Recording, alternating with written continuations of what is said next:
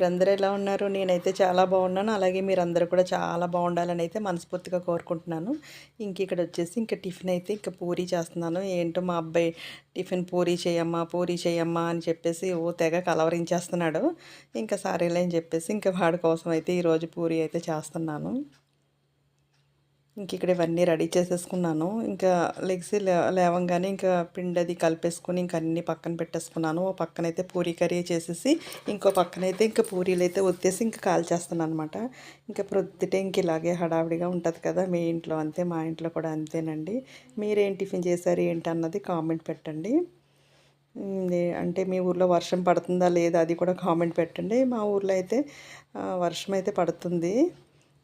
చాలా వాతావరణం చల్లగా ఉంది. ఏ పని చేయబుద్ధి కావట్లేదు. చలి ఎక్కువగా ఉందన్నమాట. అసలు లేవాలని కూడా అనిపించట్లేదు. చాలా చలిగా ఉంది. వాతావరణం మళ్ళీ చేంజ్ అయిపోయింది. ఏంటో తెలియట్లేదు. మళ్ళీ తుఫానో ఏంటో ఏం అర్థం కావట్లేదు. ఇక్కడైతే పూరీ కూర అయితే చేసేసి పక్కనైతే పూరీ అయితే కాల్చేస్తాను అనమాట. బాగుంటుందండి పూరీ తినడానికి, చాలా బాగుంటుంది. కాకపోతే ఆయిల్ ఫుడ్ అని కొంచెం భయపడతాం అంతే. అప్పుడప్పుడు తింటే కాదులేండి. వాళ్ళకి అడిగినప్పుడు వాళ్ళకి తగ్గట్టుగా చేయాలి కదా, వాళ్ళకి ఇష్టపడినప్పుడు అడిగినప్పుడు చేయవలసిందే. లేదంటే టిఫిన్ బయట నుంచి రప్పించేసుకోమా అని అడుగుతారు. ఎందుకు వచ్చిందిలే అని చెప్పేసి నేనే ఎంత కష్టమైనా కానీ నేనే చేసేస్తాను. మీరు ఏం టిఫిన్ చేశారో కామెంట్ మాత్రం మర్చిపోకుండా పెట్టండి. నిన్న అలాగే కామెంట్ పెట్టారు, వెజ్ పొంగల్ చేసామని పెట్టారు.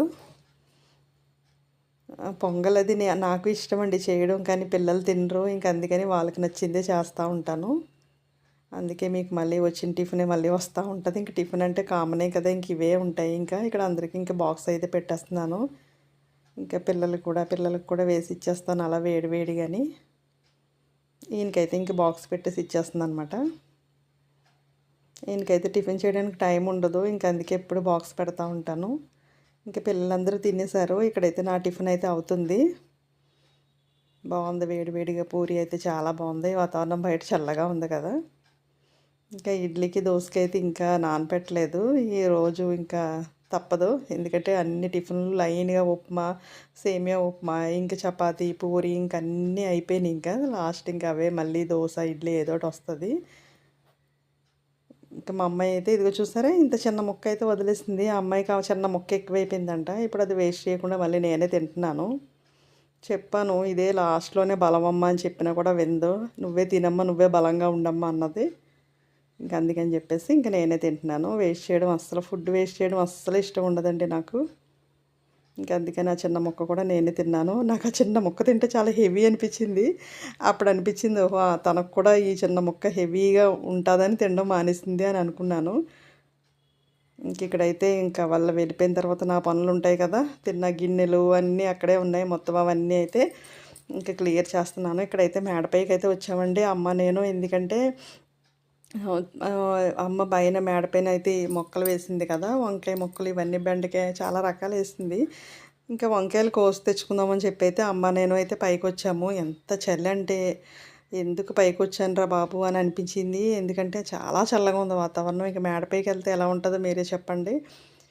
ఇక్కడైతే అన్నీ చూస్తున్నాను. అన్నీ అమ్మ ఓపికగా పెంచుతుందండి. చాలా ఓపిక ఎక్కువ ఆవిడకి. మొక్కలు పిచ్చి. మొక్కలు ఇష్టమని నాకు తెలుసు, కానీ ఇంత పిచ్చి ఉంటుందని నాకు తెలీదు.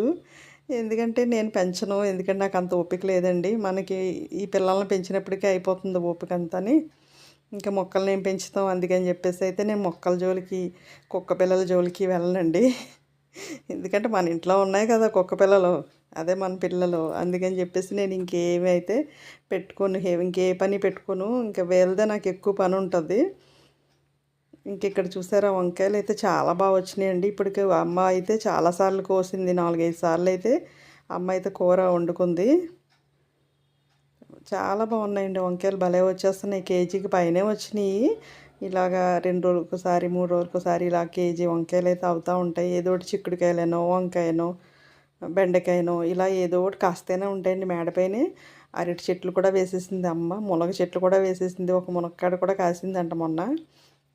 నేను ఎక్కువ శాతం పైకి రాను. అమ్మ అయితే ఓపికగా వీటికి పొద్దున్న సాయంత్రం నీళ్ళు వేసి ఇలాగైతే పెంచుతుంది. చాలా ఇష్టం అమ్మకి. మీలో ఎంతమందికి ఇష్టమో కామెంట్ పెట్టండి. మొక్కలు ఎవరెవరికి ఇష్టం అన్నది కామెంట్ పెట్టండి. ఇక్కడ నారింజకాయలు, సపోటా ఇవన్నీ కాసినాయండి. బాగున్నాయి. ఇంక పైకొచ్చి ఇంక వీడియో అయితే తీశాను. ఇంక అమ్మ నేను కాసేపు అయితే పైన ఉన్నాం. సరే పైకొచ్చాను కదా ఎండ వస్తుందేమో అనుకున్నాను. అస్సలు ఎండలో రాలేదు. పైగా చలిగాలి వేసేసింది. ఇంకా అవన్నీ కోసుకుని కిందకి వచ్చేసినప్పటికి ఇంకా మా చేపలామె అయితే వచ్చేసింది కరెక్ట్ టైంకి. ఇంకా ఒక్కసారి ఏదైనా మళ్ళీ నీసు తిన్నామా మళ్ళీ మళ్ళీ లాగుతుంది కదా. మళ్ళీ నేను మెత్తళ్ళు తీసుకున్నాను. తీసుకుని ఆమె చేసేయమంటే చేసి ఇచ్చేసింది. ఇవి 100 రూపాయలంట. మెత్తళ్ళు నాకు చాలా ఇష్టం అండి. చూసారా చేయడం అంటే ఎలా చేసిందో మీకు చూపిస్తాను చూడండి. వాళ్ళు చేస్తారు, బాగానే చేస్తారు. ఇదిగోండి ఇంత బాగా చేస్తారన్నమాట. లోపలంతా పొట్ట క్లీన్ చేయలేదు. నేను వాళ్ళు ఎంత క్లీన్ చేసినా నా క్లీనింగ్ వేరే ఉంటుందిలేండి. అందుకే ఒకసారి చూపిస్తున్నాను. అన్ని పొట్లు వదిలేసింది. అంత చక్కగా అయితే చేసి ఇచ్చింది మహాతల్లి. లేదులే పాపం తనకు టైం అయిపోతుంది, మళ్ళీ అవన్నీ అమ్ముకోవాలి కదా. పోన్లే ఈ మాత్రమన్నా చేసిందిలేండి నాకు చిన్న హెల్ప్. అవన్నీ కొంచెం పైన పొలుసు తీసి అవన్నీ తల అన్నీ తీసింది కదా. ఇంక మిగతాది క్లీనింగ్ అయితే నేను చేసేసుకుంటాను. పొట్లు అవి అలా క్లీన్ చేసేసుకోవాలి. ఆ పొట్ట లోపల చాలా ఉంటుంది, ఆ బ్లాక్ అంతా తీసేసుకోవాలి. ఎంత తెల్లగా ఎంత బాగున్నాయంటే మెత్తళ్ళు. ఎంతమందికి ఇష్టమో అది కూడా కామెంట్ పెట్టండి. నాకైతే మెత్తళ్ళు ఎంత ఇష్టం అంటే అంత ఇష్టం. ఈ మెత్తళ్ళతో చాలా వెరైటీస్ అయితే చేస్తాను నేను. ఇప్పుడు ఇవన్నీ ఇంకా మొత్తం క్లీన్ చేసేసి అయితే ఇంకా ఇప్పుడు కూర అయితే రెడీ చేసేస్తాను. ఇంక మొత్తం అన్నీ ఇలాగా క్లీన్ చేసేసాను అనమాట. మెత్తళ్ళు ఒక్కటేనండి ఇలా సింగిల్ హ్యాండ్తో క్లీన్ చేసేసుకోవచ్చు. సింగిల్ హ్యాండ్తో క్లీన్ చేసేస్తానని చూసారా. అదే పెద్ద పెద్ద చేపలు అవి అయితే ఇంక 2 చేతులు పెట్టి అయితే క్లీన్ చేయాలి. పాపం ఇంకా ఏవేవో తీసుకోమంది. అస్సలు ఏమీ వద్దు, ఇలా మెత్తళ్ళు చాలు అని చెప్పేసి ఇవే పెట్టించుకున్నాను. ఈయనైతే ఈరోజు డిన్నర్ అయితే బయట చేస్తానన్నారు. వాళ్ళకి ఏ పార్టీలు అవి ఉన్నాయంట. ఇంకా అందుకని ఒక్క పూటకే కదా ఇంక ఇవే తీసుకున్నాం. మెత్తళ్ళు అయితే భలే ఇష్టపడతాను నేను. నాకు ఎంత ఇష్టం అంటే మెత్తళ్ళు. చూసారా ఎంత వచ్చింది చూసారా. చాలా బాగా చేసింది కదా. మీకు తెలిసింది కదా ఇప్పుడు తను ఎంత బాగా చేసిందో. అయ్యో ఎంత బాగా అయితే చేసింది. ఇంక నేను అవన్నీ ఇంకా వంపేసి మళ్ళీ నీట్గా గిన్నె కడిగి తెచ్చేసుకున్నాను. ఇప్పుడు ఇందులో వచ్చేసి ఇంకా పసుపు ఉప్పు ఇంకా అన్నీ నిమ్మరసం అన్నీ వేసేసుకొని చక్కగా ఇలాగా అలా కలపాలన్నమాట. చాలామందికి తెలుస్తుంది, కొంచెంమంది తెలియదు కదా పాపం వాళ్ళకి. ఇలా అయితే రౌండ్గా తిప్పినట్లయితే భలే క్లీన్ అయిపోతుంది. ఇంకేం ఉండదు, చక్కగా క్లీన్ అయిపోతుంది. ఎప్పుడైతే పసుపు ఉప్పు తగిలిందో ఇంకా చేపకి చక్కగా క్లీన్ అయిపోతుంది.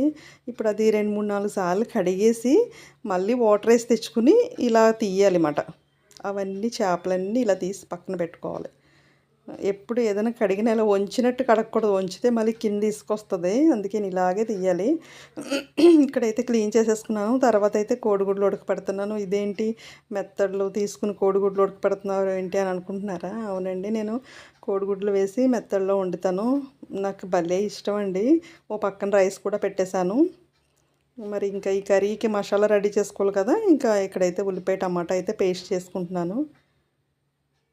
చాలా బాగుంటుందండి ఈ కర్రీ. ఇంకా కూరలు వచ్చేసి ఇంకా నాకైతే అలాగా వెరైటీగా చేసి తింటే నాకు చాలా ఇష్టం అండి. నేను చాలా వెరైటీస్ అయితే వండుతాను. అమ్మ అయితే వచ్చింది. ఇంకా అమ్మతో మాట్లాడుతూ ఆ వంట అయితే చేస్తున్నాను. అమ్మ వంట చేసుకుని అయితే కిందకి వచ్చేసింది. ఇక్కడైతే ఏం కూర ఏంటి అని అడుగుతుందన్నమాట. అక్కడ మాట్లాడుతూ ఇక్కడ కూర వండుతున్నాను. ఇప్పుడు కూర వండడానికి ఏంటంటే ఒక కడాయి పెట్టేసుకుని అందులో ఆయిల్ అయితే వేసుకోవాలి. ఇప్పుడు వచ్చేసి ఇంకా ఇక్కడ ఎగ్స్ పెట్టుకున్నాం కదా. ఇవైతే ఫస్ట్ ఇంకా ఫ్రై చేసేసుకుని అయితే పక్కన పెట్టుకోవాలి. ఇలాగా ఘాట్లు పెట్టుకోవాలి, లేకపోతే పేలుతాయి అన్నమాట. అందుకోసం అయితే ఘాట్లు అయితే పెడుతున్నాను. ఇంక ఇక్కడ ఆయిల్ అయితే వేడైపోయింది. అందులో కొంచెం పసుపు కొంచెం ఉప్పు వేసుకోవాలి అవి ఫ్రై చేయడానికి. కారం వేస్తే వేయండి కొంచెం, నేనైతే వేయలేదు. ఇలా ఫ్రై చేసుకుంటే చాలా బాగుంటుంది. ఇది ఎంత బాగుంటుందంటే అండి కర్రీ వచ్చేసి చాలా బాగుంటుంది. ఒకసారి మీకు నేను చేసే విధానం నచ్చితే ట్రై చేయండి. ఇప్పుడు ఈ ఎగ్స్ వచ్చేసి ఇంకా ఉడకబెట్టేసాను కదా. ఫ్రై చేసుకోవాలి. ఇంకా అమ్మ ఉంది కదా, ఇంకా మాట్లాడుతూ నేను ఈవేళ వంటలు కొంచెం ఇది అయిపోయింది, చూద్దురు కానీ మీరే చూద్దురు కానీ ఏం చేశానన్నది, మిస్టేక్ ఏం చేశానన్నది మీరే చూద్దురు కానీ. ఇంక ఇక్కడ ఎగ్స్ అయితే ఫ్రై చేసేసుకుని అయితే ఇంకా పక్కకు తీసేసుకోవాలి. ఇంక ఇందులో ఈ కడాయిలోనే కదా వండుతానని చెప్పేసి ఎగ్స్ అయితే ఇందులో ఫ్రై చేశాను నేను. దీని తర్వాత వచ్చేసి ఇంకా మెత్తళ్ళు కూడా నేను ఫ్రై చేస్తాను. మెత్తళ్ళు ఇలాగా దీంట్లో ఫ్రై చేయకండి, అతుక్కుపోతుంది. ఇంకా నేను ఏంటంటే అమ్మ మాటల్లో పడి పడి నేను ఇందులోనే వేసి ఫ్రై చేసేసాను. మీరైతే అలా చేయొద్దు. వేరేగా తవ్వాలో ఉప్పు కారం అన్నీ వేసి చక్కగా ఇంకా అందులో కార్న్‌ఫ్లోర్ అని అలాంటివి ఏమైనా వేసుకుని ఫ్రై చేసుకోండి. నేనైతే ఇందులోనే వేసేసాను. అలా వేసేయడం వల్ల ఏంటంటే కొంచెం అతుక్కుపోయి కొంచెం ముక్కలు విడిపోయినట్టు అయ్యింది. అంటే నేను మాట్లాడుతూ ఇలా చేశానులేండి. మీరు మాత్రం వేరేగా మనం చేపల ఫ్రై ఎలా చేసుకుంటామో అలా తవ్వ పెట్టేసి అందు మీద ఫ్రై చేసుకోండి. ఇది కూడా బాగానే ఉంటుంది. అంటే నేను మాట్లాడుతూ వేసేసాను కదా, బాగానే ఫ్రై అయింది. కొంచెం చిన్న చిన్న ముక్కలు వచ్చేసినా కూడా ఏం పర్వాలేదు. ఇలా ముక్కలుగా కర్రీలో వేసుకున్నా కూడా కర్రీ అదిరిపోద్దండి, టేస్ట్ ఏం మారదు. మీరు మాత్రం ఇంకా మనకి మెత్తళ్ళలాగే ఉండాలి, అసలు చిన్న ముక్క కూడా విరగకూడదు అనుకుంటే మీరు వేరేగా తవ్వాలో ఫ్రై చేసుకుని అప్పుడైతే పక్కన పెట్టుకోండి. ఎగ్స్ కూడా అందులోనే ఫ్రై చేసేసుకుని పక్కన పెట్టుకుని ఆ తవ్వాలోనే ఇలాగా ఫ్రై చేసుకోండి. ఇలా మెత్తడ్లు అయితే ఇలా బాగా ఫ్రై చేసేయాలి. ఒక చిన్న చిన్న ముక్కలు ఊడినా కానీ ఇది స్టీల్ కదా, కొంచెం ముక్కలు ఊడినాయి. లేదంటే అదే ఐరన్ అలాంటిదైతే ఇంక అస్సలు ఎలా ఫ్రై చేసింది అలాగే వస్తుంది.